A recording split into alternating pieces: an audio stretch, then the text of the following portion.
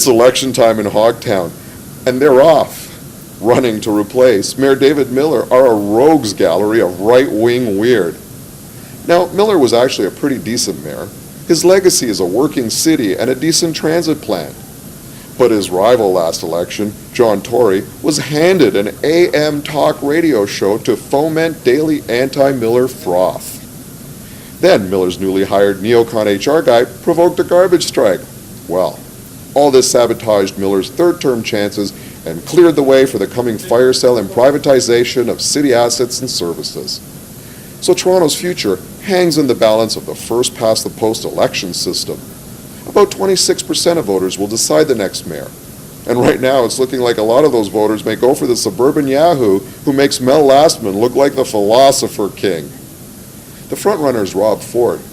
This guy inherited Dad's millions and fancies himself a self-made man and tax crusader. No red rockets in Rob's T-Dot. Rob wants to tear up electric railways like big oil in the 30s. With traffic that's already worse than LA's, Toronto would just get more parking lots. And this counters every rule of environmental and urban planning, but it'll be easier to drive your Escalade home when you're hammered. But don't worry too much. If Ford wins, all you'll get for the next 3 years is chaos. He'll likely be a lame duck from day one. No one on city council wants to work with this guy. Number 2 in the race is furious George Smitherman, former provincial minister of health. Smitherman's touting himself as the only alternative to Ford. But if Smitherman wins, things would actually be worse for Toronto, if you can imagine that. His proposed 1,300 job cuts year one would only be 200 less than Ford's proposing, and Smitherman's proposed selling off TTC bus routes. They recently tried this in London, England. It was a fiasco. But fiasco schmiasco. If it generates private cash and kicks back campaign contributions, let's go. Both Ford and Smitherman support garbage privatization and incineration. Torontonians are going to love having their garbage picked up by private contractors at 2 in the morning and then breathing it in with their breakfast. Boy. Running third, and the only actual hope for Toronto, is tiny perfect Joe Pantalone. He's not exciting, just competent, but he's essentially the incumbent, having been David Miller's deputy mayor.